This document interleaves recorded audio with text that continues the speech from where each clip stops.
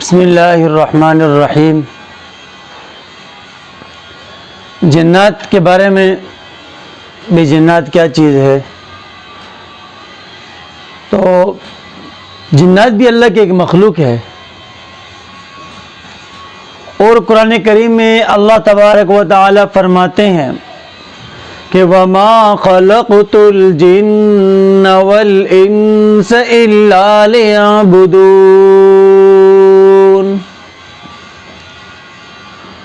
اللہ تبارک و تعالی فرماتے ہیں کہ میں نے انسانوں کو پیدا کیا، جنات کو پیدا کیا، مگر کس لیے؟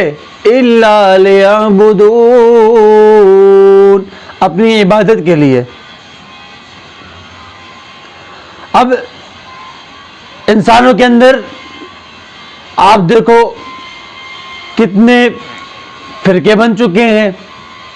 کوئی کہتا ہے میں مسلمان ہوں، کوئی عیسائی، کوئی یہودی، کوئی کافر، کوئی کیا، یہ بہت سارے اس میں تقسیم ہو گئے۔ لیکن زیادہ تر کیا ہے؟ مسلمان ہے۔ اور جنات کے اندر زیادہ تر کیا ہے؟ حدیث کی روح میں، حدیث کی روشنی سے بات کر رہا ہوں کہ نبی صلی اللہ علیہ وسلم جنات کے اندر زیادہ کیا ہے؟ کافر ہیں، مسلمان کم ہے۔ انسانوں کے اندر مسلمان زیادہ ہے اور جنات کے اندر مسلمان کم ہے۔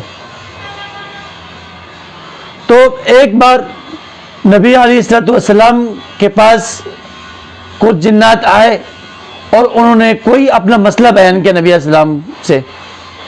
تو نبی علیہ السلام نے حضرت عبداللہ بن مسعود رضی اللہ تعالی عنہ کو ساتھ لیے اور روانہ ہو گئے، اور ایک مقام میں نبی علیہ السلام نے ایک دائرہ لگایا اور حضرت عبداللہ بن مسعود رضی اللہ تعالی عنہ سے فرمایا کہ آپ یہاں بیٹھے اور اس دائرے سے باہر نہیں نکلنا، اور خود وہاں سے آگے تشریف لے گئے جنات کے پاس۔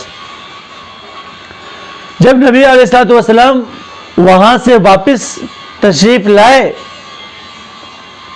تو حضرت عبداللہ بن مسعود رضی اللہ تعالی عنہ نے پوچھا کہ یا رسول اللہ صلی اللہ علیہ وسلم کیا ماجرا تھا؟ تو نبی علیہ السلام نے فرمایا کہ ان کے بیچ کوئی مسئلہ تھا اور میں نے فیصلہ فرمایا، اور میری فیصلے کی برکت سے 70 لاکھ کے قریب جنات جو مسلمان ہوئے اور کلمہ گو ہو گئے۔ تو میں نے آپ کو ایک روایت کا مفہوم پہلے بتایا کہ جنات کے اندر کفر زیادہ ہے۔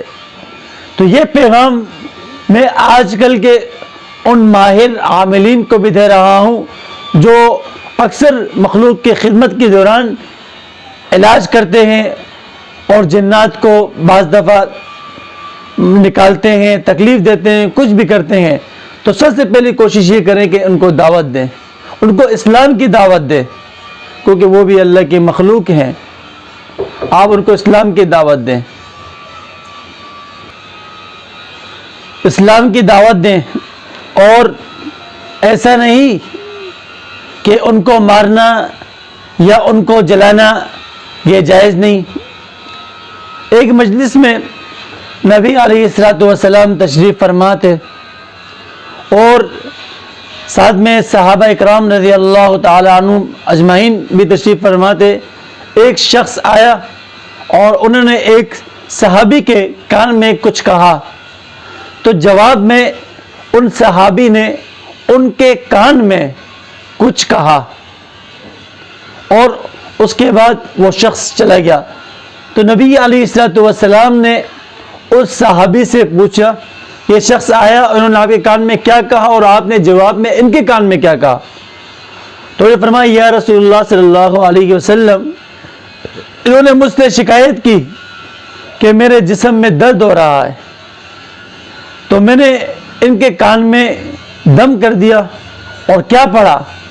تو کہا میں نے قرآن کی وہ آیاتیں پڑھی۔ کون سی آیاتیں؟ اَفَحَسِبْتُمْ أَنَّمَا خَلَقْنَاكُمْ عَبَثًا وَأَنَّكُمْ إِلَيْنَا لَا تُرْجَعُونَ فَتَعَالَى اللَّهُ الْمَلِكُ الْحَقُّ لَا إِلَٰهَ إِلَّا هُوَ رَبُّ الْعَرْشِ الْكَرِيمِ وَمَن يَدْعُ مَعَ اللَّهِ إِلَٰهًا آخَرَ لَا بُرْهَانَ لَهُ بِهِ فَإِنَّمَا حِسَابُهُ عِندَ رَبِّهِ إِنَّهُ لَا يُفْلِحُ الْكَافِرُونَ وَقُلْ رَبِّ اغْفِرْ وَارْحَمْ وَأَنْتَ خَيْرُ الرَّاحِمِينَ۔ اور یہ آیتیں پڑھ کر میں نے دم کر دیا اور اس سے اس کے جسم کی تکلیف ختم ہو گئی۔ تو نبی علیہ الصلوۃ والسلام نے فرمایا کہ ان کے وجود کے اندر جن تھا، اور جب آپ نے یہ آیتیں پڑھ کے دم کی تو اس آیتوں کی برکت سے وہ جن جل گیا، ختم ہو گیا، جس کی وجہ سے اس کا درد بھی ختم ہو گیا۔ تو اس عبارت سے یا اس حدیث سے کتنے چیزیں ثابت ہوئی؟ ایک تو یہ کہ آپ قرآن کے ذریعے، دم کے ذریعے جن کو جلا سکتے ہو جب وہ تکلیف دے۔ نمبر 2، جن انسان کے جسم کے اندر بھی گھس سکتا ہے یا گھسا ہوا تھا تو دم کیا۔ اور نمبر 3، تشخیص۔ تو یہ تینوں چیزیں یہاں سے ثابت ہوئی۔ تو اس لیے میں نے عاملین حضرات سے ہی گزارش کی سب سے پہلے کوشش کرے آپ دعوت دیں، اگر وہ آپ کی دعوت قبول کر لیتے ہیں تو ٹھیک ہے، اچھی بات ہے، اگر نہ کرے اور مجبور کرے تو بحالت مجبوری آپ ان کو جلا بھی سکتے ہیں۔